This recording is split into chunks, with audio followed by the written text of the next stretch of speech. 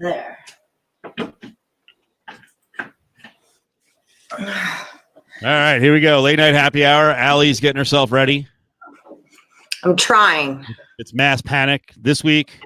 It's Allie. Last week it was Alex. We got Willie in. Willie Ramirez is here. Willie, have you met Allie before? Plus Money, honey. Not just on the. We know each other. Now you hurt my feelings. I work UNLV basketball stats. Oh, okay. You know me. Oh, that's right. Yeah. Together. You know what? It's, and I've told Steve this before. UNLV basketball is the one thing I'm so disappointed that I don't get out to. But I live so far with all the other driving around town. If I'm not getting paid as a freelancer, I'm not driving into town, and I feel bad because UNLV. I mean, I grew up here, and of course Andy Grossman's trying to get prior pandemic. So it's been a long time since I've been regularly on press row. Right. Willie, well, are you at the women's games all the time? Oh yes. Okay. Yeah. Willie, are you north or south? North Aliante. Man, I drove out there. Okay, I'm gonna tell the story, and people are gonna laugh, but it kind of my rep backs it up. The day after Christmas, I was like, all right, I'm gonna hit a bunch of Walmarts and Targets. So I found some out by you guys, right? And I don't live that far away, but my God, every time I take 215 from that Centennial thing they're doing, which by the way, it's fucking 10 years. Finish it. They finally got the flyover, but the rest of it's a disaster. I'm ready to plow into a wall.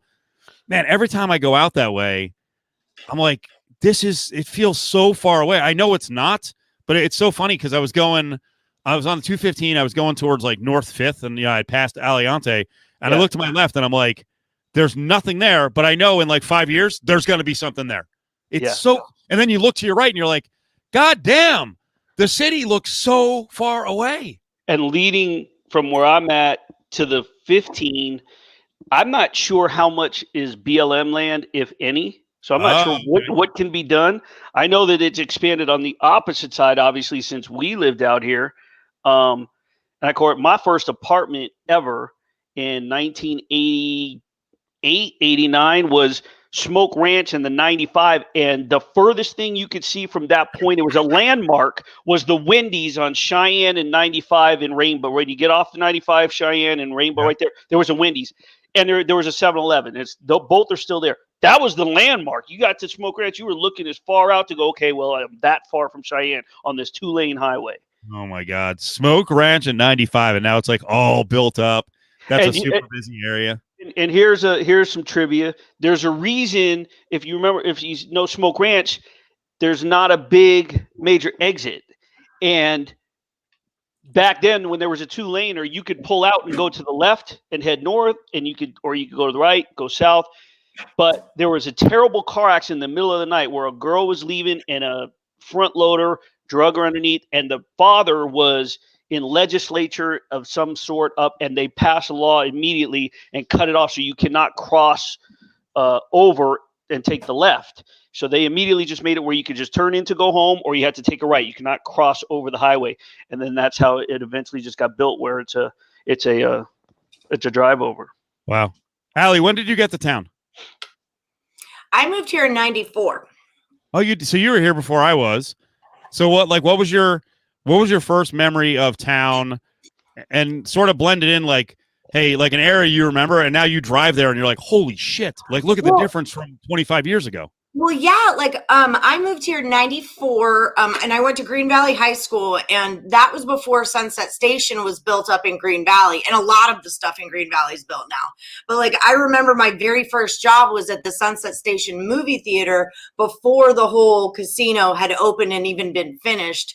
And now that whole side of town is just a whole big deal. So, and now Cowabunga Bay is over there too. Yeah, which is pretty crazy. Yeah, the whole city, it's nuts. It's just totally nuts. It's huge. And I've been there since 72, so you can imagine what I see. What year, Willie? 72. Wow. You're old. Yeah. You're super old and stuff. I am. I'm in the AA. Right. I'm getting ready. I'm already getting ready to look into how much I would have coming back if I started collecting Social Security. Oh boy. Keep working. Keep working. Oh, yeah. Although I might argue you might want to get it now before it goes away. Yeah, exactly. Right. There won't be Social Security in 15 years. Yeah, I remember a couple. I think I'm correct on this. So I got here in '96, and I remember driving near like Trop and I think it was Rainbow, and just like going south on Rainbow, Trop and Rainbow, and then you look south and it just stopped. Mm-hmm. Like it doesn't seem like that could even be possible with how busy that area is, but it just stopped. And I was just thinking, another area was I had a friend I worked with who worked right near like I used to go to the Copper Keg all the time, right by Eastern and Pebble. Yeah. And he lived right there. And I swear to God, when you were going south on Eastern, like you'd go under what is the 215, and maybe the 215 was done then, but you'd go under the 215. This is like 1998, 99. And there's a 7-Eleven there. I think it's Serene and Eastern. And I swear to God, after that, there was like nothing. Yeah. Like, how did this all come in like 25 years? It's incredible. So 25 years, and you figure if you just add 5, 6 to that, just to the late 80s. Okay. Yep. When you were driving down the strip and you got to Sunset, you took a left and it was a gravelly, dark. There was nothing. There was no street lights. It was gravelly. And then you had to take a right to get to Sunset. And then it was a 2-laner dark all the way down to Eastern. That was like 87, 88, 89. It's so nuts. You see pictures of the strip in the 80s to the late 70s, and like to the west of the strip, there's almost nothing. It really isn't. It's incredible. And every once in a while we get on this rabbit hole because those of us who've been here for like 25 plus years, and especially the real natives, it's wacky how much it's grown. Why do you, Willie? Why do you live out there? You don't mind the drive? Because that's my problem. Like I live more towards, I guess you would call the center of town. Because I want to live near a highway, and I'm just a lunatic driving, so I don't want to be all stressed out and be late getting everywhere. I want everything to be within like 25 minutes. You're cool with just freaking driving everywhere? We want to start moving that way, in just for the fact that the Raiders are out there, the Golden Knights. It's a little more centered, the stadiums, and now with Jordan, my son, opening up his gym right by the Orleans Arena, it makes sense. But we moved out here when he was younger to the Northwest. We lived in the Southwest, and we just kind of bounced around. He went to Arborview, and we've just stayed up here. And he's centralized his fitness company out in this area, being able to move to different gyms and train his clients. Now that he has his own, he's permanent. And for me to be able to access, I can get anywhere, especially now with what we're going through. When the Golden Knights the first season Golden Knights, it was taking me 50 minutes to get in. I can get to probably T-Mobile or Allegiant about 25. That's awesome. That's funny. I was just going to ask Brady. The same question Brady was asking about Casey Chief from Southwest Florida, Fort Myers or Naples, or anyway. 19 conversations going on. Ray, what intersection are you talking about? What intersection? Is that the 215? Maybe the one they made the legislation about. Oh, yeah, maybe. Oh, Smoke Ranch in the 95? Were you asking? Yeah, we got a Grand Teton and Jones reference. What's funny, Ricky, and good to see you, Ricky. What's funny with Koken is I don't know that Koken is that much of a road warrior that I think he recognizes that the area is growing, but I think Koken kind of has like a circle that he lives in, and he doesn't really leave that circle. Like that was one of the things that was always amazing about Dave when I did the show with him. Like we would try to get into conversations about the strip, and Dave, like he would go down to the strip here and there, but Dave was not a big strip guy. So I think Dave mostly stays in his area. I'm not sure that he knows a whole lot about like the North and what's gone. I don't know if he ever lived in the East. We'll have to ask him on Friday night. Well, 2 Friday nights from now, we're gonna take another Friday night off with New Year's night. But yeah, it's pretty crazy. So, Allie, how was your Christmas? Because you led in with a story last week into the holiday with your Secret Santa. You were getting gifts left and right. I think on Tuesday last week, you were up to 21 gifts from people you had no idea who they were. Complete strangers. 29. And that was the cap. We never got any higher. I never got another gift after I talked about it on the show. So that stopped it. But no, it was really awesome. The gifts were great. He just had the time of his life. It was just magical. It was magical. It was Christmas magic. Secret Santa, secret stalker. A little bit of column A, little bit of column B. Oh, really? Knows? That's the fun in Christmas, right? No. No, like I said, I think it was like my name had to get submitted to something. I don't know, but then the big bag of gifts, that was like a hand delivery. Someone dropped that off on my doorstep. So I don't know. I don't want to know, though. I've like reserved to not wanting to know. I want the magic. I want the Christmas magic. So did that push it over the top for your kid, or because I know last week you were like, I want some credit. I want credit. It's not all Santa. God damn it. I was kidding about that, first of all. Okay. But second of all, so then I freaking feel super bad because like him and his dad kind of aren't as close as they were this year. And then my dude who's lived here for 2.5 years, the ex moved out. So like we both kind of like lost men in our lives. He lost 2 really. And then like, what do? I take like the most reliable guy that any kid could ever have is freaking Santa Claus. And I douche that right up. So yeah, then I felt really bad. You got to me, Steve. You got in my head, and I'm like, God, now I'm a horrible parent. And thank God for the Christmas miracle. Yeah, Willie, we had this whole thing on air and also on this podcast about all these folks who are not anti-Santa, but they don't want to lie to their kids. Yeah. Like, how did you handle it as a dad? Like, at what point were you like, all right, Santa's not real? Because I think you let the kid live out the dream, and when he finds out, you don't have to tell him. I don't remember. I'll be honest with you. I mean, yeah, we did the whole Santa thing, obviously, and we did it up strong. It was just the 2 of us. After the week of his first birthday, from that point on, it was he and I. So every year, we had everything, the decorations. I mean, it was out the week after Thanksgiving. But once he found out, I mean, we still kept up Christmas traditions, and it was to the point where after Labor Day, no more buying anything, just start making a list. And and I would get him a lot of stuff. And I don't remember when I stopped putting tags on there that said Santa, from Santa, but I would have to say by 9, 10, maybe. Yeah. Thank you. Mine is 10. But that's on him. That wasn't on me going, okay, enough's enough. I want credit. I mean, he got enough stuff that I made sure that like the good stuff, like the last gift he opened, there was always the last gift where it was positioned perfectly. So that was from me. That was not from Sam. I will say that. But there were cool gifts that he got from Santa. I just don't remember the age, and it was not that big of a deal. It's more of a kick when they're still toddlers. After that, it's like, okay, let's go. Right.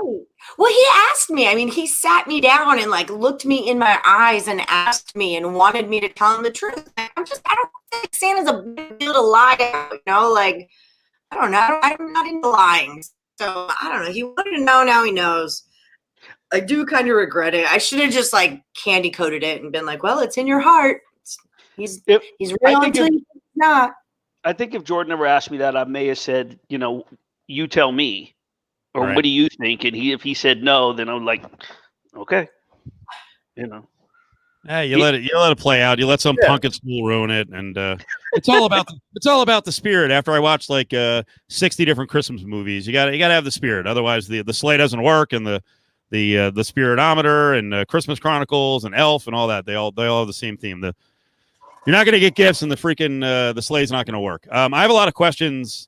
Going back to last night, I don't know if you guys got wind of this goofy story I told, but I noticed someone yesterday during the Cofield and Company show, and maybe it was a little bit later. It was like 8:00. Someone came up, popped up on my cameras in front of the house because it's the compound. You got to be really careful. But someone walked up. I was like, "Well, this is kind of a late delivery," and dropped something off. 2 minutes later, I walk outside. There's just a Smith's bag, kind of a dewdrop, hanging from my door handle, and I pick it up. I'm like, oh, this is kind of heavy.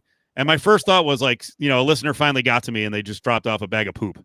So I was like, I gotta get this inside and take a look. Right. Yeah. So I open it. I know, right? I open it and it's a Ziploc filled with like 8 tamales. They're kind of frozen, but kind of not frozen. The corner of the bag is nipped out. That's gone. And all I saw was just an old guy walk up. Couldn't really recognize his face. I saw him walk somewhere towards, down the street. I think I saw a car drive away. So everyone's wondering if I'm wearing, what is it? Casey Chief said, Am I wearing the jacket because of side effects of the tamales? Actually, yes. I bit into one. I have a terrible rash right now. Don't Not say that. No, you don't. No, I didn't. Tamales I didn't try it yet. I did freeze them. I did freeze them because I think I can kind of smoke out, sniff out who it is. Yeah, I think it was a neighbor, but it's a really weird gift because I don't really talk to many of my neighbors, and to drop off an unlabeled bag of tamales while they look delicious, during a pandemic. It is 2020, yeah. I would have. That's exactly what I probably would have done. Is just froze them until I could figure it out. And if I could never figure it out, there'd be every time that I'd be hungry and didn't grocery shop and think there's a tamales, I go, nah, and then just come up with an excuse. If I never found out who it was, that would be me. No shot. I'll set the odds now. Yeah. Will I eat them? Actually, you set them.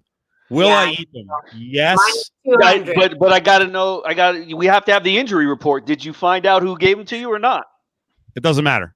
Oh, because I think if I find out who gave them, I'm not going to know who it is, and it was packaged oddly. Now I guess if a bunch of my neighbors were like, "Yeah, they're great. He gives them to us every year. You should be honored. You got to try those." Then I guess the yes would be a strong favorite. Yes, but without knowing anything.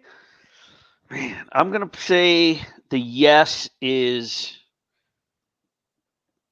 plus 160. Oh, plus? Okay. Wow, I was at minus 200 there. I thought for sure you're going to. I don't know you. I mean, I don't know you like that. Like, so if you're game and you don't, and I'm going off of not knowing who gave them to you, I just don't know. I mean, it's risky. The last time I ate food, well, I kind of knew where it came from. There was a drunk guy who popped up 2 years ago at the set at the Golden Nugget, and God dang, well, I'm blanking on the name of the pizza restaurant at the Golden Nugget. It's pretty solid. They moved it to the back as they're moving the Salt Lick into the middle. But drunk dude comes up, just starts going on and on and on and on. He's all fired up. He puts a pizza box on our table. Eventually, he leaves. He forgot the pizza box. So there was like one slice gone, and we ate it. I mean, that. But you saw who it was. I saw who it was. Yeah. This is on your doorstep. The weird thing about it is like the part of the bag that's open though. Like, why is there a nick of the bag taken out? And how do you have frozen tamales? Well, I think if you're making hundreds, wouldn't you freeze them? Yeah. Yeah. That's I mean, I would make them and then I would send them to where they were going, I guess. But yeah. In Texas, when you're at the bar, like right before last call, like 1:30 in the morning, the tamale guy walks through and he's selling his tamales and it's like 2 for $1 and stuff like that. And dude, that's like the bar food in Texas. You wait for that tamale guy to come around, then you make his life happy. Freaking love tamales. Allie, did you cook for Christmas? Oh, fuck yeah, I did. I made lasagna. I made meatballs. I made Italian candies. I made red sauce. Man, that's my kind of holiday. Everything. I made everything. Wait, are you half Italian? Yeah, my mom is. Look at you. I'm a mix. Are you? I don't know what. Yeah, I am. I don't know Willie's background, but I know he can cook some goddamn pasta because I see him carb loading and he makes some freaking rich, delicious looking meals. Did you go crazy on Christmas? You know what? We did not. My mom decided she wanted to do something early. She wanted to have a brunch instead of a dinner. If we had dinner, I would have made an Italian dish. But we just did a mid-morning brunch with her, my stepdad, my son, and then a friend of hers from like 35, 40 years. So, all right. Very nice. Just nothing major. Did anyone have any sort of cured meat? I think Brady is going with my deli background. Did anyone throw out some prosciutto? Anything else? Some gabagool? Anything? Gabagool. Yeah. Nothing. My favorite kind of cured meat is mortadella with the pistachios, not the olives, to tell you the truth. It's not an Italian, but I guess it could be. Yeah. We had a little bit of Middle Eastern food because you said you don't know my background. So I'm half Lebanese, half Colombian. Oh, wow. I did not see that coming. Yeah. But a lot of people just say Mexican and Italian because of my last name, but they for whatever reason think that I'm Italian. Could be because of the food, could just be, I don't know. Born in New Ricky York. He's Ricky Italian. on Maybe the- you have like the rub off. Like my dad was married to my mom, obviously, but my dad thinks he's Italian, like by proxy. Like he call it, hey, Kizarice, Mingia, and all that. Like like you're not Italian. You're Irish and German. That's what you are. I don't know. It's really fun. You know what? I went to the store today and I bought. Well, first of all, I was very upset that the fact that I could not find any Menegot, all sold out, the whole top shelf gone, and half the other shelves of pasta. So I ended up having to get jumbo shells. I get everything that I need, get home, and realize I didn't pick up the ragut. So now I got to make it tomorrow. I'm gonna make a tray of stuffed shells tomorrow. That's so funny. My mom did the same thing. She did not get the cheese. I'm like, but it's like the whole point of the lasagna. Oh, but I love stuffed shells better than I like manicotti. So I think that was a happy accident. Could be. By the way, I love the pronunciation because that's the same background that I come from, where you learn how to say all these words, and it brings me back to. No one knows what you're talking about when you say them. Oh, that was the whole reference. I mean, the gabagool is almost a reference. Like that blew up even more with The Sopranos. But it brings me back to like probably 2005, and Paul Howard was with Lotus. He's now with VSiN, and he fancied himself kind of like New York Paulie, right? And he gets a commercial read for the festival in town, right? For the big Italian festival in San town. Gennaro. Yeah, San Gennaro. And he's got to read the word Zeppeli, right? And forget it. He had no fucking shot. I'm like, come on, Italian guy, let's go. Get the pronunciation correct. No shot. Nothing. What did he say? How did he say it? I think he went with like Zapol or Zapoli, something like that. He's close. Yeah. He was It's not close. one of the hardest ones. San Gennaro goes way back. I worked there when I was 19 years old. Oh, wow. It was in a parking lot by the Sahara, and then it would move around in front of the Jockey Club, down by the dunes, up and down the strip. It was phenomenal back then. Would you say that the San Gennaro has gotten wilder in Vegas over the years, or is it actually more tame? No, it's gotten more wild. Yeah. It's lost its whole. Anthony's done a good job in trying to keep the tradition from Mulberry Street in Manhattan or in Little Italy, excuse me. But just as the town has grown and cultures have grown, there are more vendors outside of the Italian, foods that are coming in there, and then you have the outer rows that have whatever they're selling. You know what I mean? Memorabilia or candles or whatever it is, and then the carnival at the back. Within the middle, he tries to keep all the Italian vendors, and at the end, the stage with the performers, and he tries to keep the roaming accordion, and continue that theme. But from the 90s, the early 90s, when I was 19, late 80s, early 90s, and we were out there Anthony's uncle, Jimmy Palmisano, owned it. He brought it here. And Anthony just had the front booth with the sausage and peppers and the Philly cheese, and we would be out there barking with the big spatula, sausage and peppers, yeah, step up, who's next, Albany. And the Nate Tannenbaum was a weatherman still back then, who's now here. He would come do his weather forecast on opening night in front of our booth every single night, every single year. And he would say, bark like that and hand me a sausage, and he would do it all live on the air. It lost all that tradition as it grew in popularity. The town grew. And like I said, more and more cultures sort of were needed in a sense because of the to please the crowd, because the crowds were getting bigger and bigger. So something Willie's got coming up that's pretty cool. He's actually going to interview Bobby Bacala tomorrow from The Sopranos, Steve Sciarippa. So that's pretty cool. Yeah, it's like we were saying before we came on the air. Interviewing Golden Knights and Raiders and professional athletes. All this pandemic with the MLB playoffs, I was on a Zoom every single night through the playoffs and the World Series to help out the Associated Press. And I mean, the athletes are just endless, but this is kind of cool. You just try to not get into fan mode, but it's really hard when Sopranos has become my favorite show of all time. I've watched the series, I don't know how many times. A couple of months ago, I relaunched my personal website, wgramirez.com, and every month now I try to do a theme. And there's only 3 stories, so I treat it like a magazine because they're all 3 are really long. One is a personal story, one is a localized, and one is a pro athlete or a celebrity with a Vegas tie, whatever the theme is. And for January, it's Ringing in the New Year, Speaking Old Vegas. So I'm going to have my column, my story will be growing up in Vegas. I'm going to have to try to get some guests to get some quotes from.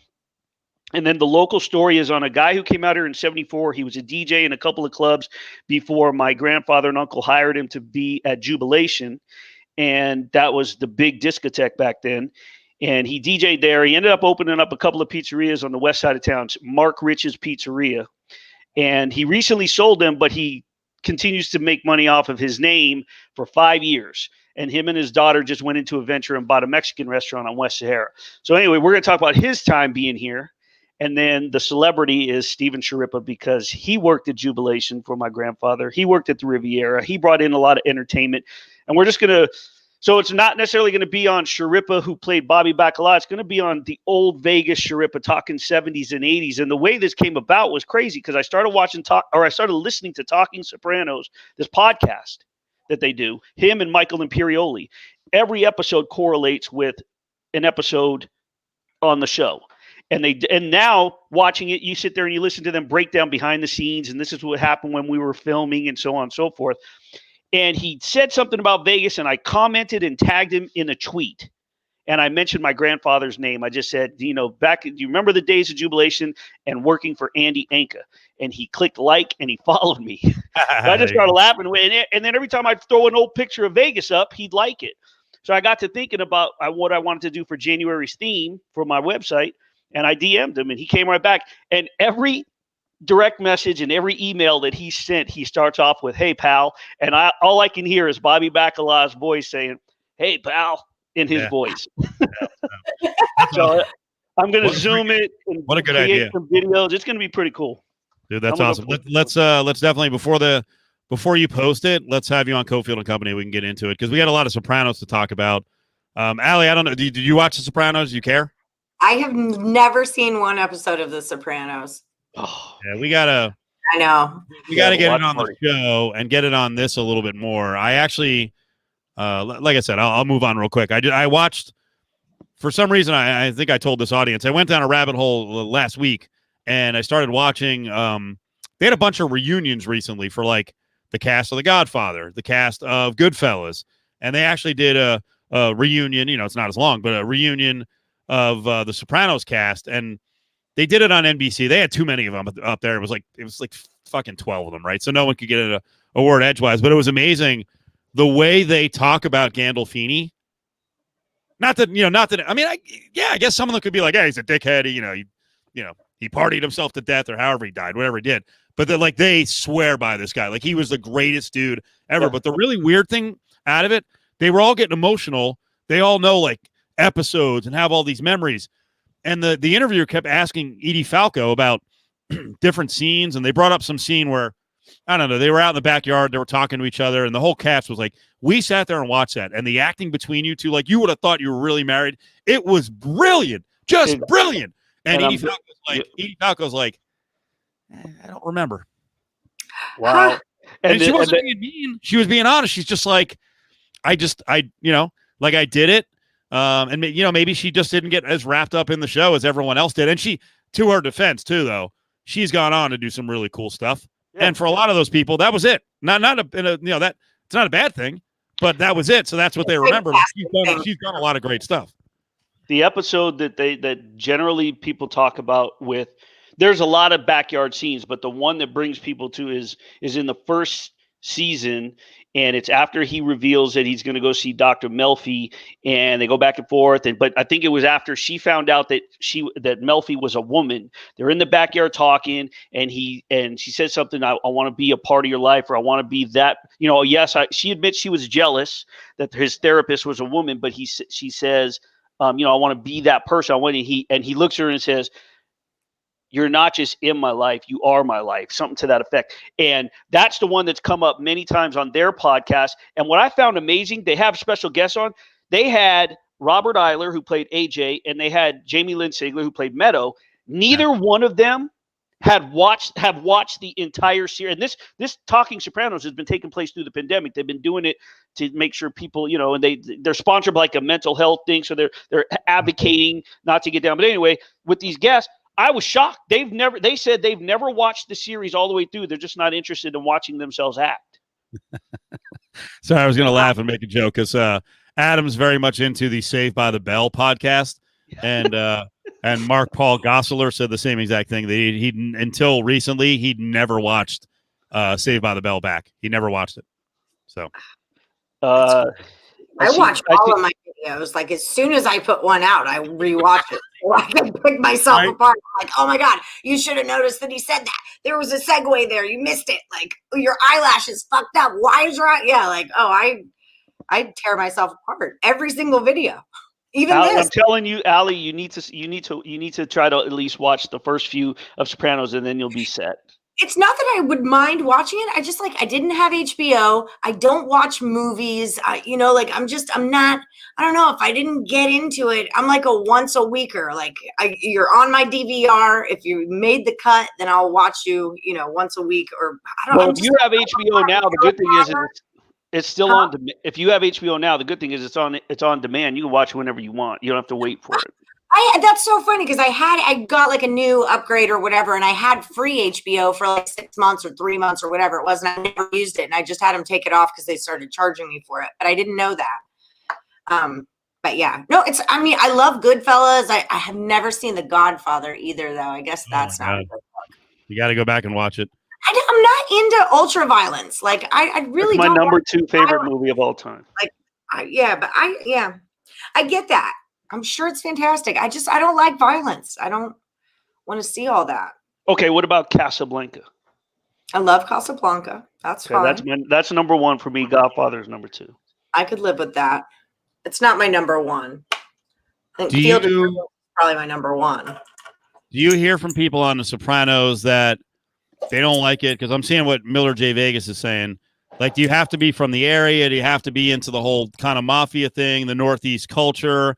Or can you get what The Sopranos presents in terms of family and tradition and all that's going on, even if you're whatever you are, whatever your background is, and kind of connect to it? Because Miller J. Vegas said, I watched The Sopranos during the lockdown. I didn't care for it, but I'm Irish. And then he said it's so slow. I don't know. I mean, you obviously, if you're into, organized crime movies or that type of, like you said, that culture, the entire Italian culture in general, then yeah, you're obviously going to get into it's an automatic. Can people that aren't into that transform? Yes. I think the majority of people that probably don't get into it or don't get into like Godfather or Goodfellas or Casino are going to be people that don't actually get into it. If they're neutral, I think that they could easily get into The Sopranos for everything that you said, because really what it comes down to is it's not even about it's related to that, but the story is about this man who can't get out of his head and goes to the therapist because everything is centered in reality. You could pick the different relationships and say where it centers around. I don't think it centers around the mob. I think it centers around him and Dr. Melfi. That's why the very first scene of the entire series takes place in her office. I want to ask the room too. What show or movie? I should have given you guys a heads up on this one, but we'll go on the fly. What show or movie do you really like, and you bring it up around people, and they're like, "Ugh, that's terrible," and you're like, "Fuck you!" But almost every time you bring it up, you're like, "God damn it, no one likes it." Can you think of one? Like, can it be a comedy? Does Duke Games play here? Because that would be my favorite. Oh my god, yeah, that's yours. You bring up the Duke. You bring up Duke in this room, and you get slaughtered. I got a new Duke blanket for Christmas. You're a heathen. You're evil. Burn that thing. Burn that thing. Willie, I think comedies are probably the most common choice because funny movies are different for everyone, and there are some funny movies that like the SO loves, and I'm like, God, this is stupid. But there are many more that I think are funny where she's like, this is dumb. You are an idiot. I'll tell you a show that you had to. I'm looking it up. What was the show with Louis C.K. and Pamela Adlon? It was on maybe a decade ago or so. I don't know. Wasn't it just Louis? Yeah, Was that might. I love that show.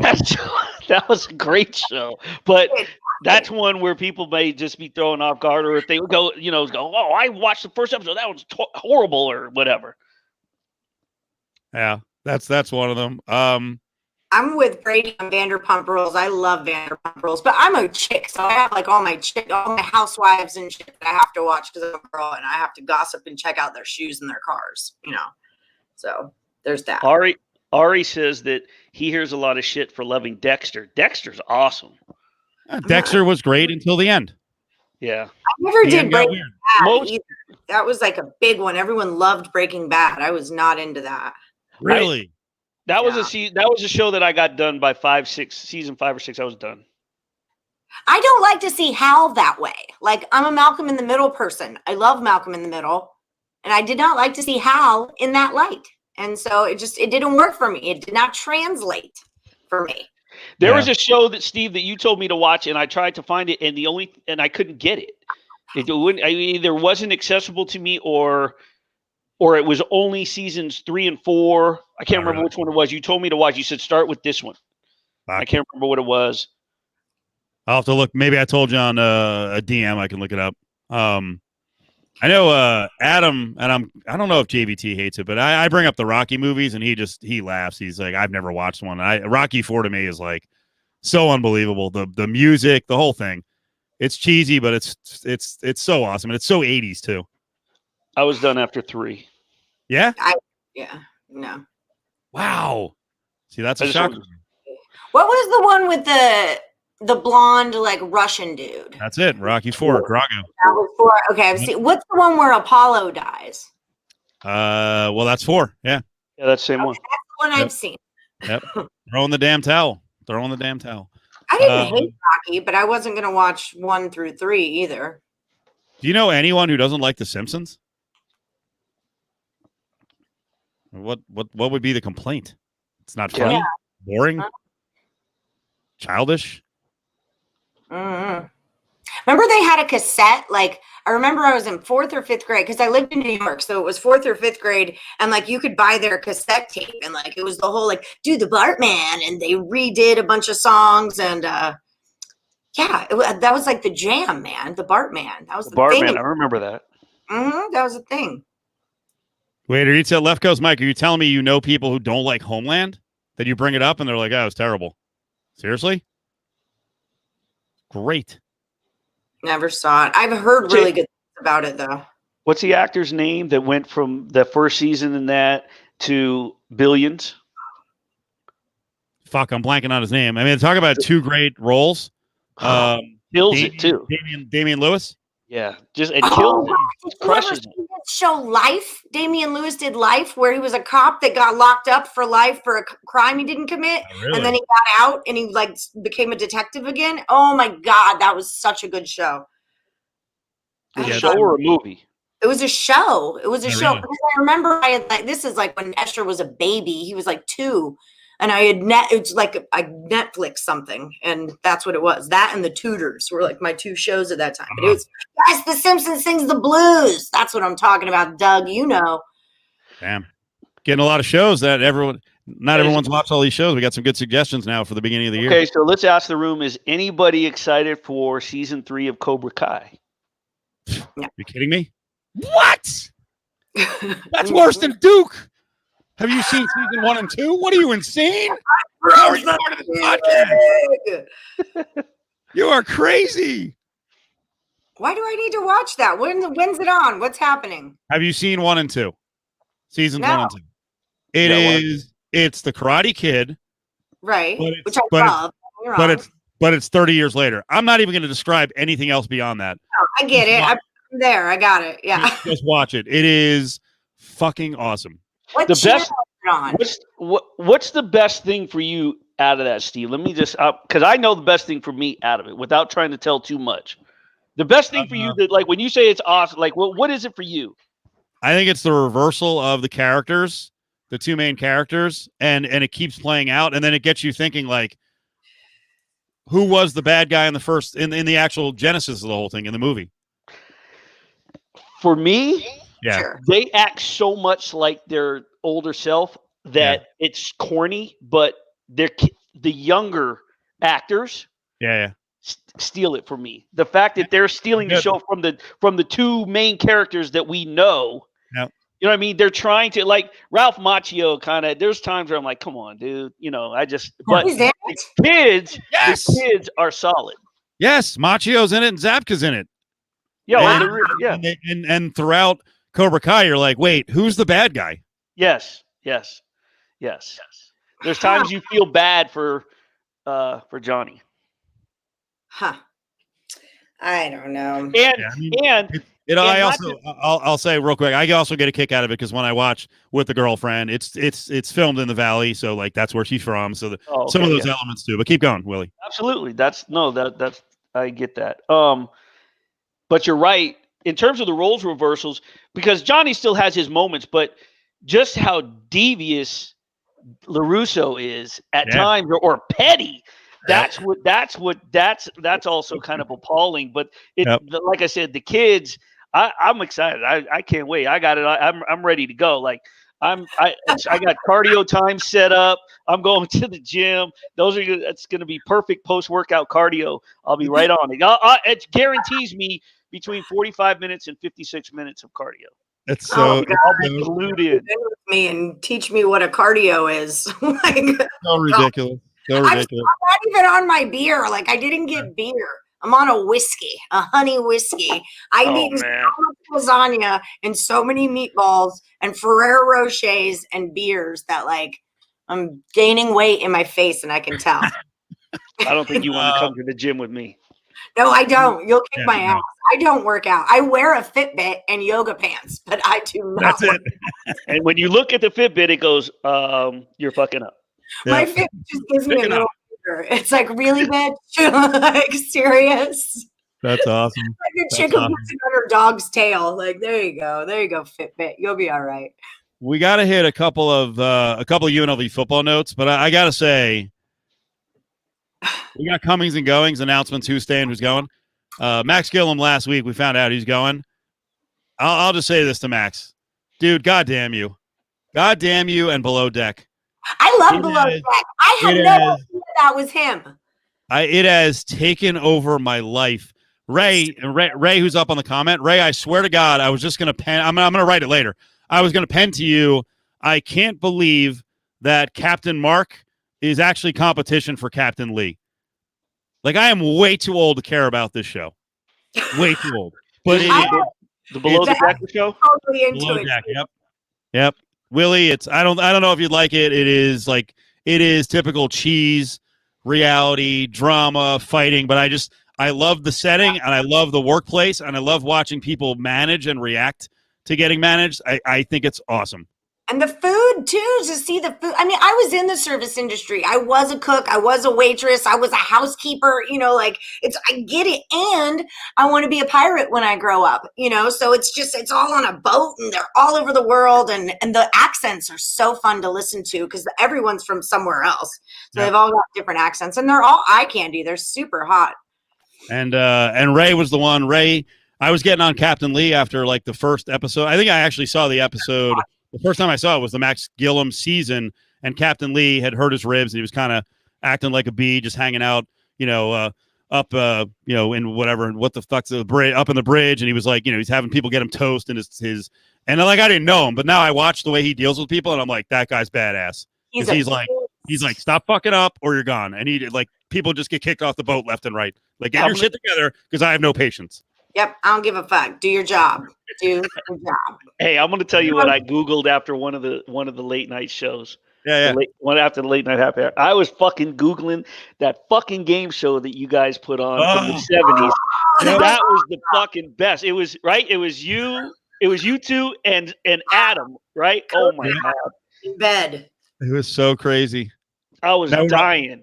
Now we're all blanking on the name of the show. Where's the Brady Leave? Brady, what was the name of that show? The freaking Three's a crowd. There he is. Yep, three's a crowd. Three's a crowd. Three's a crowd. Oh, There. man. What a creepy show. Holy shit. Oh my God. That was beyond. It was Bring so it back. Hey, real quick, you know what?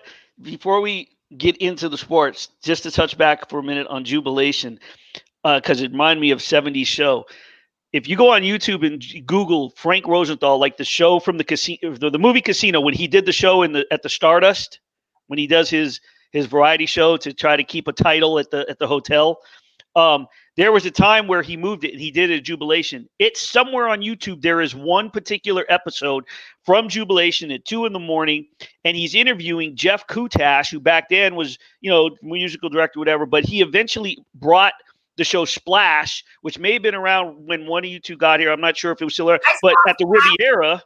Yeah, I saw Splash. Kutash was the guy who put it together, brought everybody. Some of the dancers, Dino, guy named Ricochet Rabbit, they're in that video. I watched that video and just crack up laughing because it was when I was a kid. But then within 5-6 years, I turned 17 and I was going into Tramps on Flamingo in Arville, which is now Bourbon Street Cafe. There was no Palms. There was the AM, PM, and the Gold Coast. Nothing else but Tramps nightclub.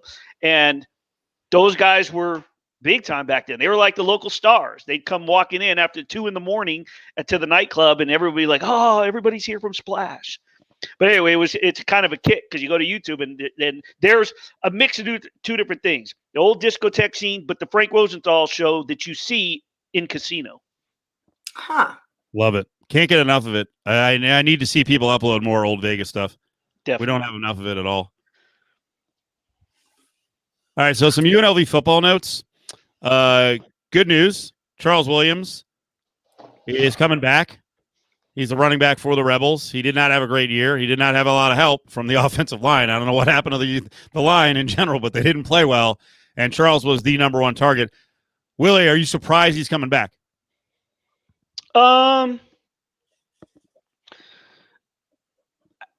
No, because he emerged as the offensive star. So, he was in his element. And I think that he's given Arroyo the benefit of the doubt in terms of, of what this team went through, the fact that they didn't get to do anything in the spring and over the summer and pandemic, so on and so forth. And for as well as he did, he's locked up. He's coming back. There's no question who the starter is. And if they can improve under Arroyo and he sees something. So that part of it doesn't surprise me just for the fact that he's the man. You know what I mean? The guys that aren't coming back don't feel security. That's what I think. Right. So I don't know. I guess, coming back to big school rushing record. Yeah, I guess that's part of it. Keep in mind, Charles could, if he wanted to, he could leave and go. He could take a step up, and I don't know that he'd be a starting running back at a good Power 5, but I think he'd be in the mix to split the carries. And for a lousy Power 5, he'd be the guy. So he could leave, and he'd be one of the rare guys on the football team who could actually step up. So good for him, man. He could go to Pac-12. Yeah, he's a good kid. Be a backup. Yep. He's a good kid. He's a character guy. And like I said, anyone, if they want to take him back or if someone wants to go to another year of school, you should do it. Go to as much school as possible. Get as much free education as possible because as we all know, in some form or fashion, I'm joking, but life can be a little bit tough. My life's pretty easy, but life can be a little bit tough. So push off being an adult. Fuck that. Don't be an adult. Man, I'm disappointed because I was hoping that, if Arroyo really is changing the culture and he's making better guys out of the Sanchez guys. I say that with a little bit of sarcasm. I was really hoping that Randall Grimes would come back, but I understand on both sides why he's probably not coming back. So he's their best receiver. Even better than Kyle Williams, I think. And Kyle Williams is going to be a hell of a player, but he's a different type of guy. So it sucks. I don't know. What'd you hear about Grimes in terms of suspensions at the end of last year and then this year? I heard that he was suspended he had suspensions coming at the beginning, and then it was extended for the entire year for whatever took place. I don't know. I'm not sure the interaction between him and Arroyo. I'm not, I try to gauge everything off of Arroyo's responses. Of course, you saw, all season we got who they decided to put on the Zoom. We didn't really get to choose. If you're out there at Rebel Park, you can pick and choose. And I mean, if someone's off limits, you'll know. But for the most part, you can interview whoever you want. In this case, we get Arroyo until he's ready to be done. Mark goes through the room, and then the players, they choose. So I gauge it off of his reaction. And I just remember the day that Tyler Bischoff asked him, about Grimes, and he mentioned, there was a tweet out there, so on and so forth. And that's it. And he says he's been suspended, and then he'll have a chance to, but it's just, I don't know. And you and I had this conversation the night that I was on with you and Koken. I just don't like his demeanor. Let me rephrase that. I don't appreciate his demeanor because, I feel that there can be a little more, rapport. You don't have to be our friend, but the way that you play, the vibe that you give off is that you don't like your players. That's just the way that it feels when you're answering in that manner. If you're talking about somebody, but there's no, to me, there was just no happy medium with this guy. So see what happens. I mean, it's a tough year. I know it. I get it, but everybody's going through it. So. And there were programs that actually succeeded, even only State. Playing 5 or 6 games and got some positive things, on the field. And I'm not saying UNLV didn't get any positives on the field, because I think they did develop some young guys. They found out who they don't want back, which, that sucks. But yeah, a win or two would have been nice. It feels like a very empty season, and I don't blame the fans for not being super hyped going to next year. Like I think you got a really good recruiting class. But I don't think there was much hype around it because, UNLV fans immediately went right back into, oh, what's the difference? It's the same old UNLV. Whoever they get, they're not going to be good. And I mean, Allie, you're around the programs, right? I mean, you were around certainly, and we all are, but you were around when there were fans there. You hear the fans right there as you're doing the scorekeeping. It's just like there's this underlying, like, we're not going to achieve anyway. Like, why get excited? Yeah.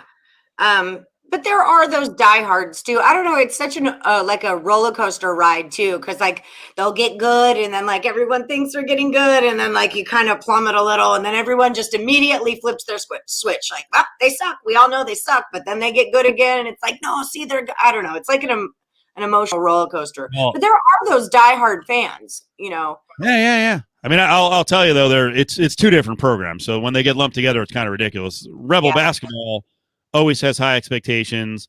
Most seasons outside of the Marvin year when he came in with nothing, most seasons are going to get, somewhere between 17 and 21 wins. And, you're close, but you're not quite there to get over the hump. UNLV football is different. I mean, you come in every year and you're like, my God, can you just go 6-6 and make a goddamn bowl game?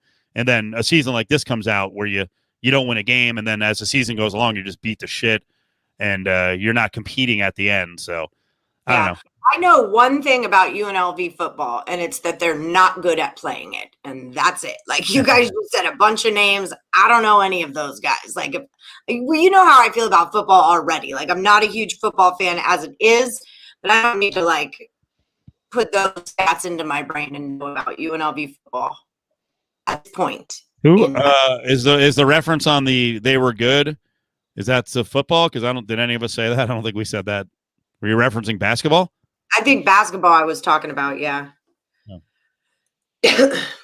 Well, it's been a while since they made the tournament, but it's not like, believe me, I root for a school that hasn't made the tournament since I was in school and I'm 50, so it could be a lot worse. Trust Dude, me. your Rutgers is looking good, man. Who they Purdue tonight? Rutgers is good business right now, friend. I bet against them every game too, so keep going. I'll invest my little bets. Today their best player, was basically announced out.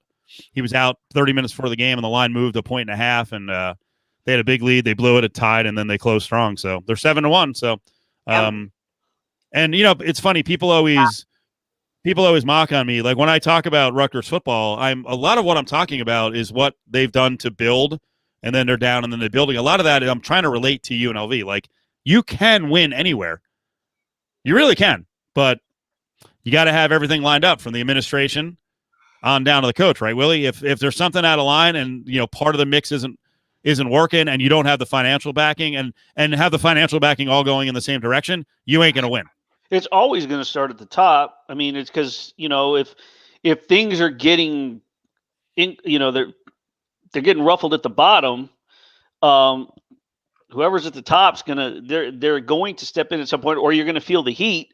So, I mean, there's got to be some cohesiveness. And right now, I just don't feel like there's a lot of cohesiveness or direction because we're not seeing any results. I mean, the only hire that I actually think TJ will work out. I do think that this shutdown, this recent shutdown is gonna hurt them. It's gonna hurt them, and I don't know if they recover from it because freaking 35 days off is outrageous. But if you're a Rebel fan, the guy can coach, and they're getting players. Yeah, and so they're going. And who knows what's gonna happen now with moving on, getting out, staying around with the eligibility thing. I mean, their team he could have a freaking loaded squad. He may decide after the year, everyone's gone again. So, but they're going to have the players, and they are going to win.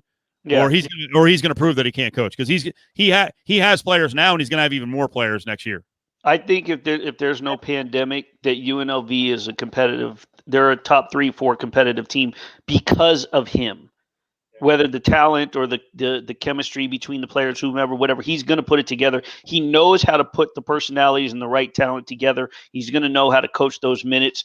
I just think this is devastating. Like for example, like today I was looking at the Alabama-Mississippi game, and it was like a damn near pick 'em in the morning, and then it closed Alabama 2.5. I thought it was a joke of a line. Alabama has basically had no interruption. They've played. And Mississippi has been off and on. You get that, the only team that's had that shutdown and that's not missed a beat is Gonzaga, and they're the number 1 team in the nation. But I just thought it was I'm just seeing that more and more with college basketball. You'd sent that on the rundown. Why are some of these teams from the Power Fives struggling? And I just think it's the shutdown, and you just lose your groove. You're getting out of a rhythm. We're not practicing. We are. You get hyped up. It's kind of like getting ready to go to the gym and you take a pre-workout, so it gets you you're hyped. You're getting your blood's pumping. You get in a pump. You get to the gym and they go, "Oh no, the gym's closed. Sorry, you got to come. You can't do it." And then all of a sudden, they're getting hyped up to do all that. That's a mental letdown. It's hard on these kids. They're 18, 19, 20-year-old kids looking to go play. So when they have these especially when they're not the ones getting COVID, if it's affecting their schedule, and here you're geared up to play and you didn't even do anything and you're following, that's hard on them. So I think it's going to, for the Rebels. Oh. What do you think, Allie? Yeah, why are Duke and Kentucky and North Carolina is not terrible, but why are these teams down from where they usually are? So my hair looks so bad, it's bugging me. I'm sorry. I was taking a nap before the show. So yeah, I kind of have a theory about this. I feel like, and I said this when one and done was like really becoming a thing years ago. I said one and done is what's going to ruin basketball. You have a coach like Izzo or Coach K. Coach K went to West Point. He wants to assemble a squad. He wants to assemble his troops and lead them into battle. And this one and done thing, I feel like it's like hitting college basketball and all these elite schools that just fly through kids like Kentucky and Michigan State and all of them. They're just not doing it, and meanwhile, schools that have kids that stay and play are doing much, much better. Yeah, I mean, we could say it's COVID. We could say it's no preseason. We could say it's Rutgers is fine. There are schools that are doing just fine, but they're not the big name top tier schools. There's a ton of really good schools out there, but the big top 25 teams, most of them aren't doing great. I want to know why the hell Virginia is ranked right now. They've played absolutely nobody, and they're in the top 25. They're just slowly making their way down. I've seen Baylor in person, and I've watched Gonzaga for personal reasons, which Steve. And I've watched, and I just those two teams they're the two. I wish that BD Global could have gotten it. They were going to bring that postponed game that was supposed to take place in Indianapolis. The second that got postponed, I know for a fact that they were making calls and they were going to play it here. And I wish that would have happened because I would have got to cover that game for AP. But those two teams, they're not getting affected by anybody.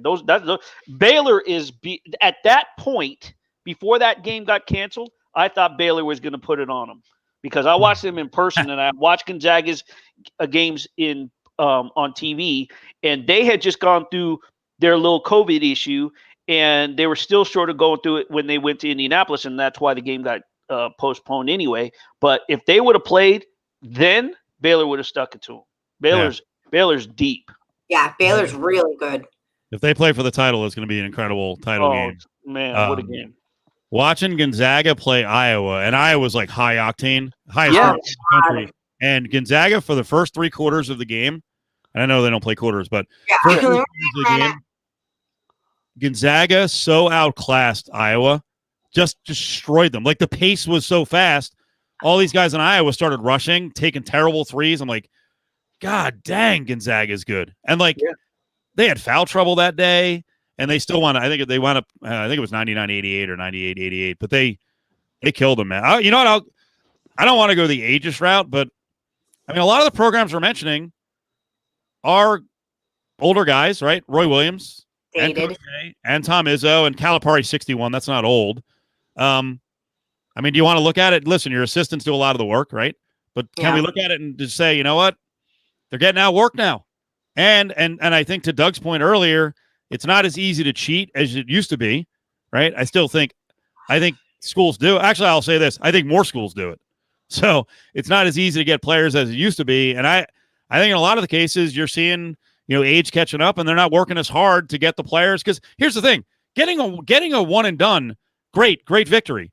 But you also have to get the right one and dones. Like Calipari doesn't seem to have the right guys right now. And the other thing is you got to get 3 and 4 year players. Like part of your class has to be layered.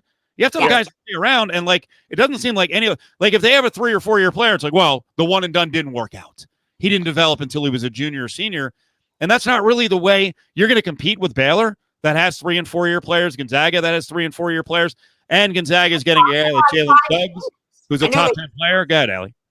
Wisconsin has 5 seniors on it. That's something I always point out when I do. I started doing free pick videos. My boss asked me to for college basketball. My first one, I was 2-1. Second one, I was 2-1. Yesterday, I was 9-3 on my free pick video. I kicked butt.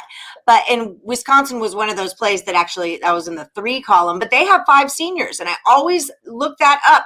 I also like to look up, where are you from? 5 guys on Indiana State all come from Indiana. That makes a difference than 5 guys that come from like Lithuania, New York, Yonkers. It's totally different thing to handicap. But that's part of it. You need to be able to build a team. Remember, Steve, the very first conversation that you and I ever had together was at the office bar, and we were talking about LeBron James. And I said, I don't like him. And you were like, why? And I said, because he didn't go to college. And I don't like anybody who didn't go to college. And then I said, except for Moses Malone. For whatever reason, he passes my test. I'm good. You actually did bring up Moses Malone. I was like, okay, here we go. All right. Okay, wait. Let me get a 20-second timeout. No, I think that means you don't like Kobe Bryant? You can take a full on this one. No, Andy's a Laker. I double don't like Kobe Bryant. Wow. Dang. I'm not saying they're not good players. I didn't say you said that. You said you didn't like them. I get that. Andy, first of all, I don't really until maybe the last year or so, I don't really follow the NBA until playoffs, Now with this job, I'm much more into it. And I loved the bubble. I was all over the bubble. But I don't know you. You went under the radar. I don't know you, LeBron. I don't like your swagger. I don't know you, Kobe, so that's just it. I need you to go to college. That's what I need. I need you to go to college. Yeah, Kobe. Rapey and cheating. I got to watch Kobe come here in 1995 and play at Durango as a junior to be senior high school player, and then write about him in USA Today. So to be able to watch that, and then I've always been, and I was a Laker fan in the 70s. Watched Magic get drafted, grow that franchise with Kareem. So that's an automatic for me. I get everybody loves them. I get that. I'm the odd one out. I understand, but it's, I'm used to it at this point, I guess. I don't know. I don't like his attitude. He just had I don't know. Hey, Steve, Brady had a question. I just want to go back to this real quick. Brady had a question. He said, Willie, who do you think UNLV should have hired for football? Yeah. Do you know names that came here to at least look at the facilities? Because there's one name, and I don't know if it's true. Never got it confirmed because at that point it just kind of the news went in and out. But if everything that I heard is true, let's just put it that way. Right. There's the process should have ended when that took place, and that was Jay Gruden. I heard Jay Gruden wanted it. I heard they were talking. Why do you say that? Why should the process have ended? Because I just feel that it was a great fit. He loved the facility, the hype with the Raiders, his brother being here. There was going to be plans of recruits where they would get off the plane, they would automatically tour Allegiant Stadium, get to meet John, not every time, but it was a plan in action. And I just felt that it was a good fit. He's got NFL experience. Doesn't mean that it's going to work in college, but the Gruden tie-in. So, I mean, I just thought that it was a great fit. And I'm not saying that hindsight after, or I said that before Marcus Arroyo's name came up. I was like, how is this not being pursued even more? You know what I mean? It's just like the, was it the Menzies hire? I felt back then that when I heard during the Vegas 16 tournament, which Adam and I were probably the only ones there. I think Adam was the only one that saw every single game at that damn thing. He loved that. He loved it. But when I heard that Steve Lavin and Tina had talked, and then somebody squashed it. Somebody squashed it and told her, "Don't hire Steve Lavin." Yeah, I know who it was. We can mention it. What's the difference? We've mentioned it on the air. I heard it was Marcus Johnson. Yeah, she leaned on Marcus Johnson, and UCLA guy, and Marcus Johnson didn't like Steve Lavin. He said X's and O's. It got crushed. Now Lavin absolutely would have won here. On the Gruden thing, I don't know, dude. I still think there's some stuff that's going to come out about the Reds football team with Jay Gruden and Snyder and all that hullabaloo. Yeah. I think, we know the kind of coaches that Desiree Reed-Francois favors. She's very much into family.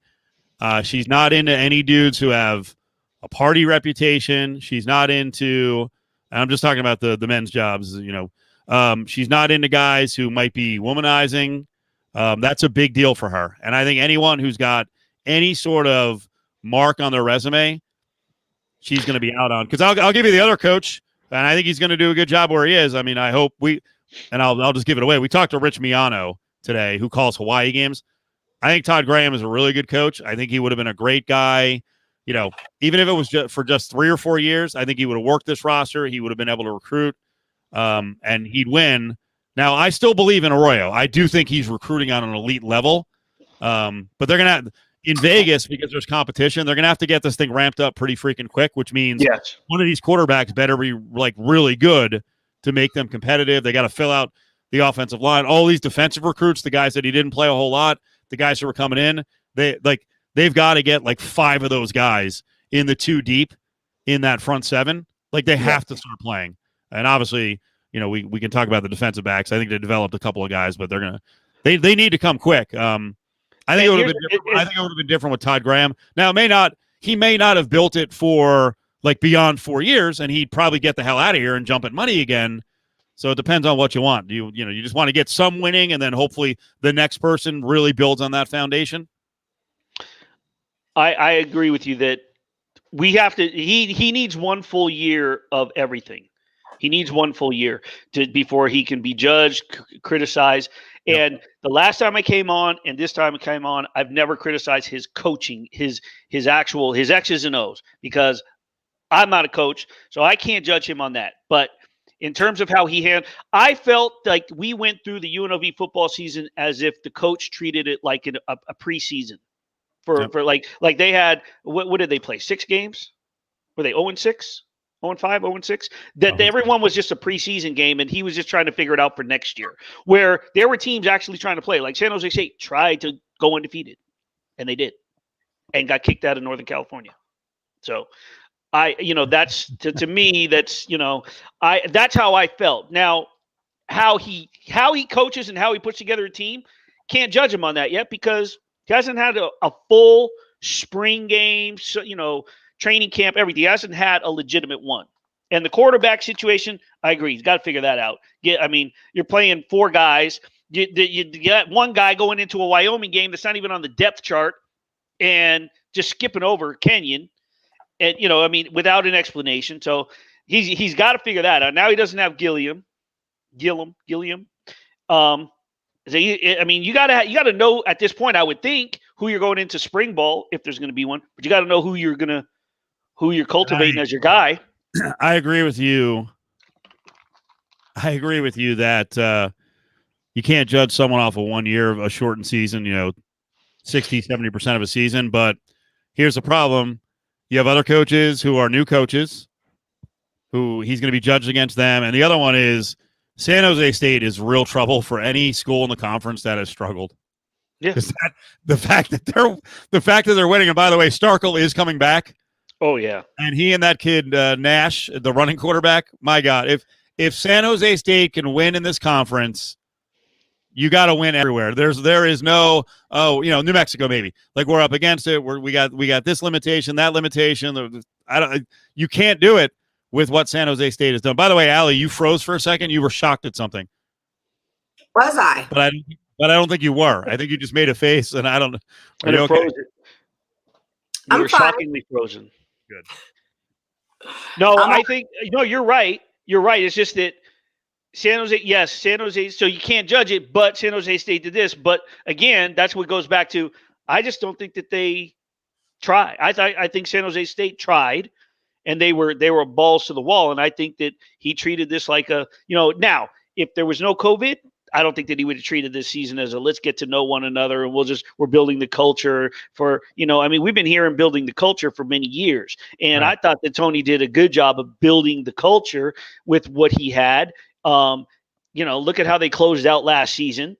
Everybody was in good spirits. It wasn't that they were in bad spirits. I mean, he did bring a facility, they were moving to Allegiant. So, he left the program and the attitude and the culture in good hands or in good standing.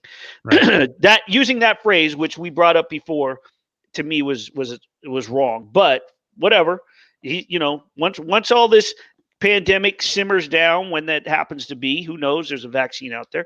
Pray that it just goes away. Not goes away, but is figured out, and they can get back to some normalcy. And then this guy can have a shot and prove what he can do. And to Doug's comment, San Jose State, it was Colorado State before that and Utah State before that. Yeah, they did a good job building things, but you have to understand the money difference and the support difference at San Jose State versus CSU and Utah State. There is so much support at both of those schools, and especially CSU Stadium is beautiful. I mean, it's not a gigantic stadium, but for a college football stadium, it is freaking big time. They've got tons of money at both of those schools, and you see when they went out and got a coach, I think Adazio is going to suck. But Utah State wasn't messing around. They're like, hey, we're going to go and get someone good, someone who could probably jump right to Power 5, and we're going to pay him. We're going to get him. Let's close on this. Allie, I want you to start with this. All right. Is this going to be a good New Year's Eve or absolutely dreadful? I mean, I feel like it's like the worst New Year's Eve ever because there's like the whole point of doing New Year's Eve is like going out and celebrate. I mean, you can't kiss anyone at midnight. Isn't that the whole good luck thing? Right? Can't do that. You'll get the COVID. The significant other and I we're doing elbow bumps tonight just to practice. Like, what a great year. So glad I'm with you. Bump. Like, where do you even go? Like, what's going on? Is there, there's no club open. Is there? I would hope not. I'm not going to go. I think downtown. Yeah. Now they can limit because they've been selling tickets for like the last 4 or 5 years of Fremont itself. I think downtown is going to be a freaking zoo. F that. I think and I think Derek Stevens is going to lead the charge. Yep. He's going to be the hero that figures it out, have everybody socially distanced, and you can come and hang out at the pool with the big screen and do something for, if they're not going to do fireworks, but do something on that big screen at the pool. They'll figure it out. I actually put something up on my Instagram story today with a picture of the front bumper of my car, and it said, New Year's Eve, don't drink and drive, New Year's Eve, driver for hire. If you're going to go around, because I think what people are going to do is because there's COVID, they're going to bounce from house to house. There's going to be a lot of neighborhood driving, which drunken driving is dangerous in general. So I don't want to downplay wherever you're at. But you're jumping around from neighborhood to, hey, so-and-so is having to get together. So-and-so is having to get together. You're having a drink. You're having a drink. You're having a drink because everyone's going to do stuff in their house thinking it's safer than being at a casino. And people are going to, so I was like, hey, I'll just drive you around because I won't drink, and I'll just, You know, you could tool. I'll detail the bends. You can jump in the back seat, and I'll just drive all night, and just and I'll just be an Uber, but not an Uber. I'll be your car. You hire a car for the night. Look at Ari said, "Fuck that." Ari, I'm driving. You're drunk. What is Ari reacting to? Fuck that. So, Willie, would you make the case that it's more dangerous in local neighborhoods if people are bouncing around from house to house than going and hanging out in a potential crowd somewhere? Because of COVID or because of drinking and driving? Because of COVID. Oh, I think it's dangerous. Most people go house to house will be unmasked for much of the time. I think it's just as dangerous. I think you're probably going to be, if it's a controlled, let's say it's Derek Stevens. If he puts together something, that's going to be safer because it's going to be controlled and they're going to be patrolling and making sure you're wearing a mask. Absolutely. Going house to house is going to be dangerous because you said no one's going to be wearing a mask. And, let's say that you have some close friends and you keep it at 9. I don't know, whatever the limit is, right? You keep it at 9. And you're not going to be masked because you're going to trust that everybody's been tested or that they're safe, they don't have symptoms, whatever the case. But now you start jumping from house to house and do that, and you don't know who's been to where and what. And no. All that. No. Nope. That's awesome. So, Allie, nothing? What are you going to do? Nothing. I mean, I'm going to hang out at my house with my big bottle of whiskey and no. Now, are you normally a New Year's Eve person, Allie? Yeah, hell yeah. You, Steve? I'm a club kid. I freaking love New Year's Eve. And I love new beginnings. I love a new beginning to anything. So I haven't done the Strip in a while, but I used to do the Strip, and I love doing that. And now it's mostly local bars or a house party. But we have a good time. Yeah, we have a good time. And we usually, honestly, we don't go home until probably 3 or 4 in the morning. So last year was the first time I actually left the house, did anything, and I would say 2 decades. Oh, really? Growing up in Las Vegas and, all my life. And then when I reached a certain age, I was DJing before I decided I was going to be a sports journalist. So I was DJing every New Year's Eve and I was out so to me now, I just always call it amateur night. It's like, but last year, my son and the girl he was seeing, they picked me up and they said, let's go. We're going out. And we went to Herbs and Rye because at 12 o'clock, it's happy hour for the steaks. So we brought our own champagne and we toasted and had a steak dinner and hung out there for a couple hours. And they do the steak special on New Year's Eve into New Year's. They did it last year. Wow. I didn't know that. It's cool. Yeah.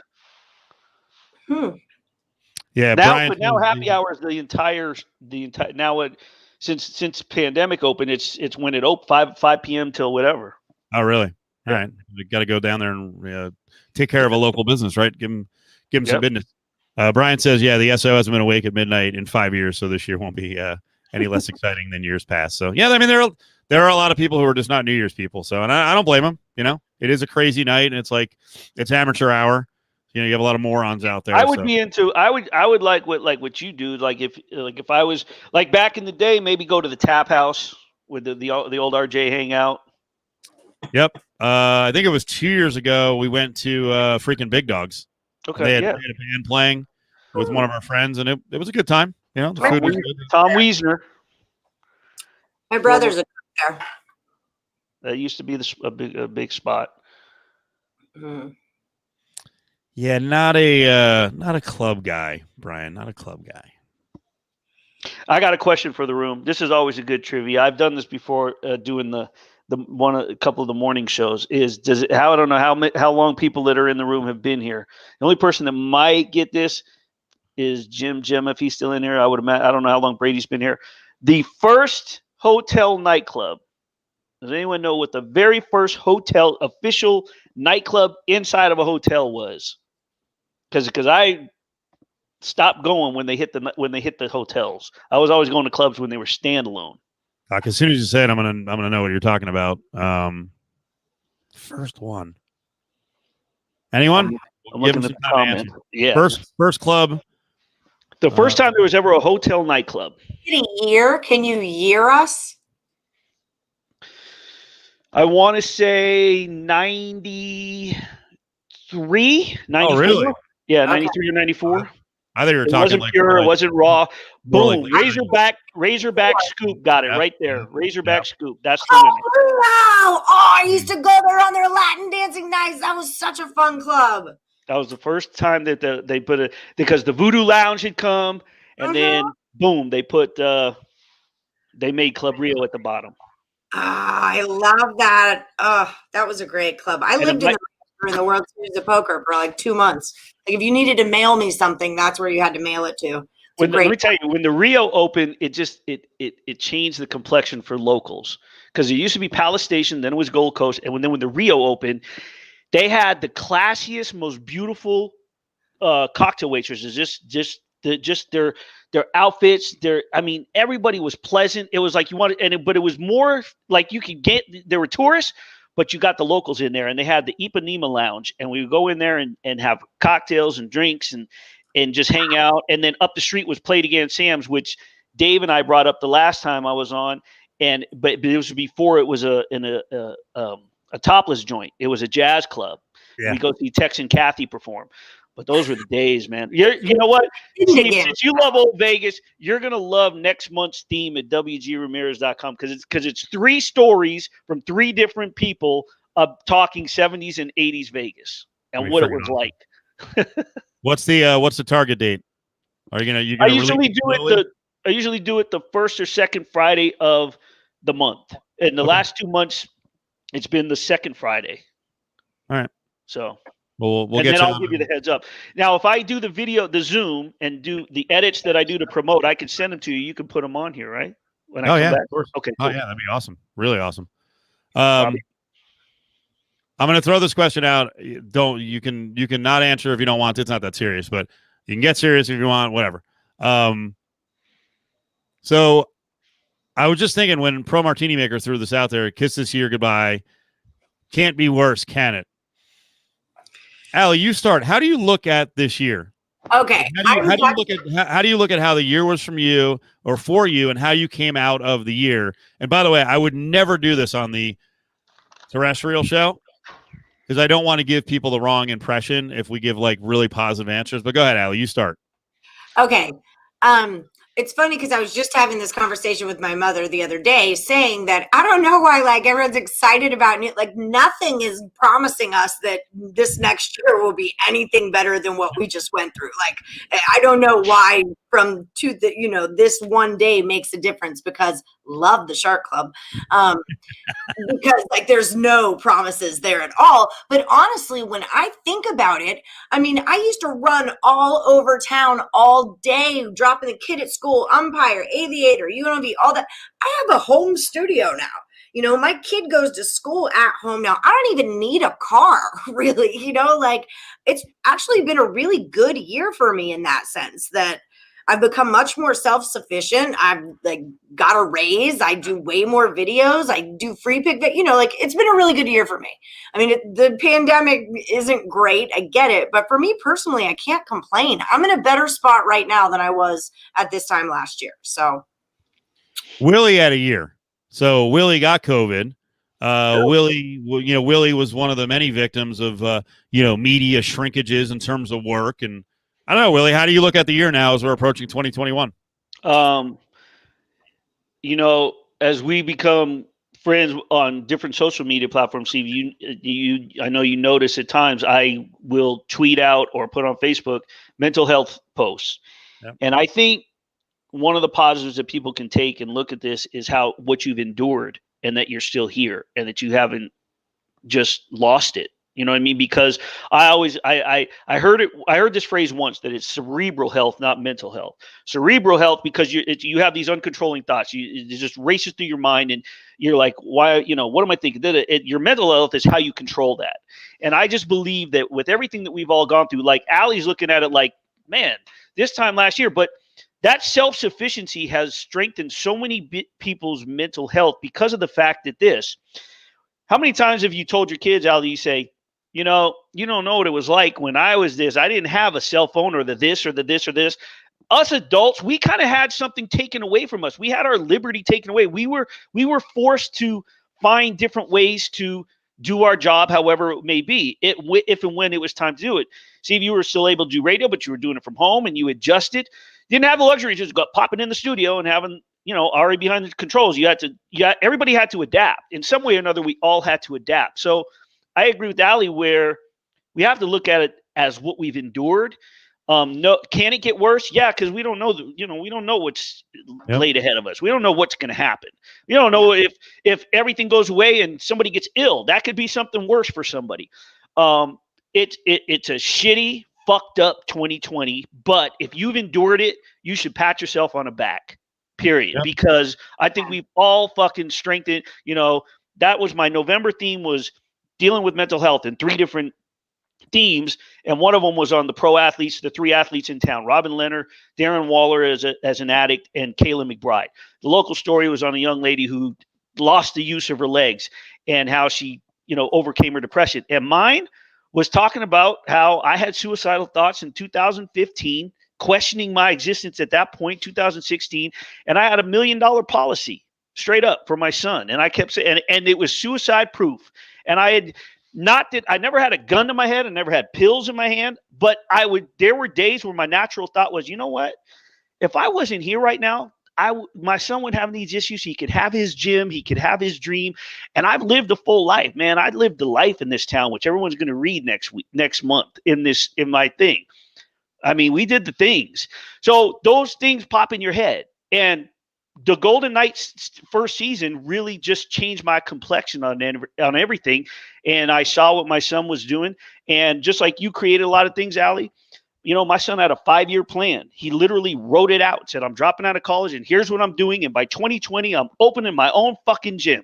And last month he got his keys to his gym and he's building it by hand, putting it together. So, I mean, I don't know. I guess it could be worse. I guess things could be worse. I got over COVID, and, a lot of good things are coming from it because we've had to figure out how to become self-sufficient.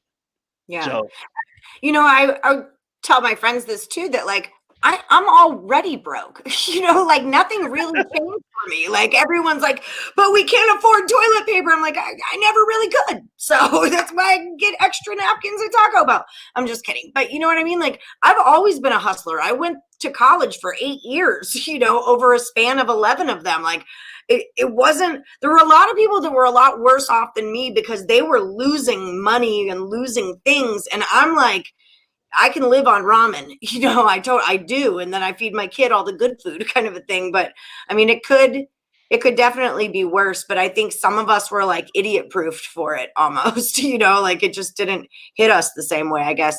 But I had a breakdown I called out on the show 2-3 weeks ago. And I snapped. It was just like, it was all this pressure of school. And then I had to start coming out with free pick videos and then all the total chaos as I do. And the free pick thing was like the straw that broke the camel's back because now I'm not the host. Now I'm a handicapper. And like, I don't necessarily see myself with them, but I had to like rise up and say like, they see me this way. They want me to do picks. I have to do it. But I had a breakdown. I just like got super fucking drunk and called out of work Tuesday, called out of work on Wednesday, just shut down and locked myself on my couch and wanted nothing to do with anything. And then like pulled out of it and was like, okay. But I didn't even realize what was happening at the time. And then I look back and I'm like, I just had like a little mini mental breakdown over the amount of stress and pressure.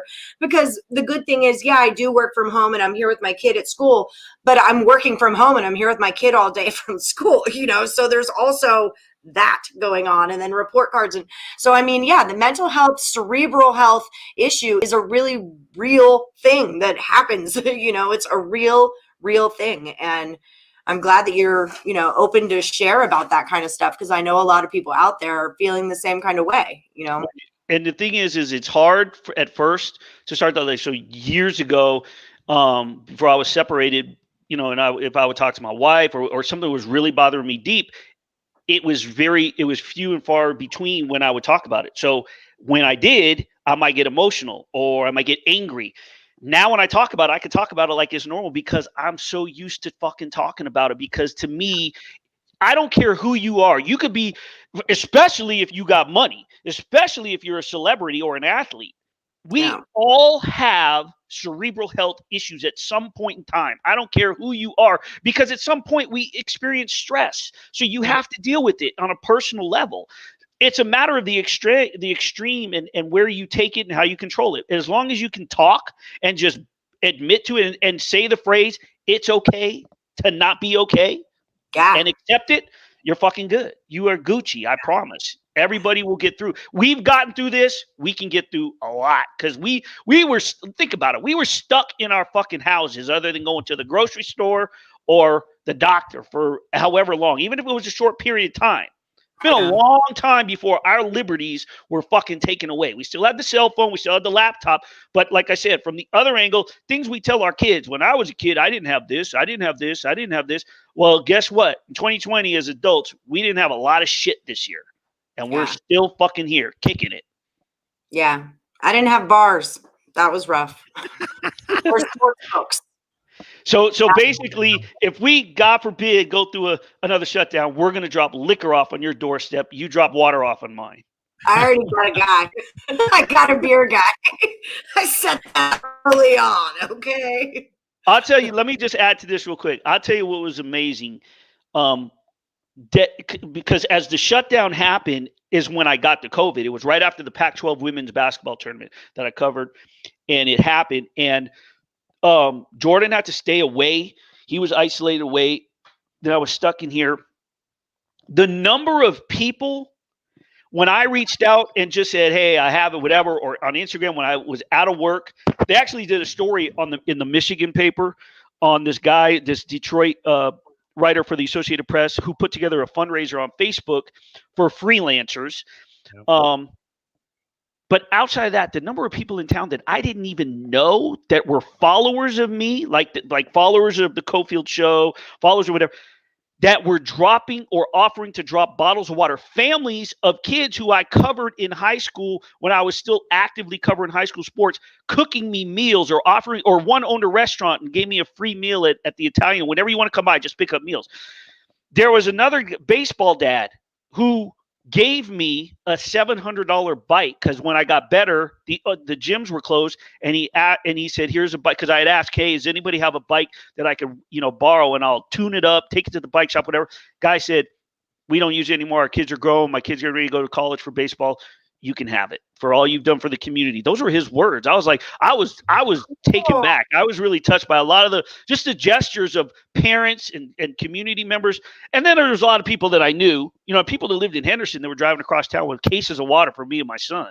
It was amazing to see the people that were stepping up. It has nothing to do. A lot of people, I saw this also, a lot of griping early on in the year, like, oh man, the people I thought would be there for me, da da da. Well, what about the people that are fucking there for you? Why don't you recognize them? And now maybe the people that aren't there for you are going through their own thing.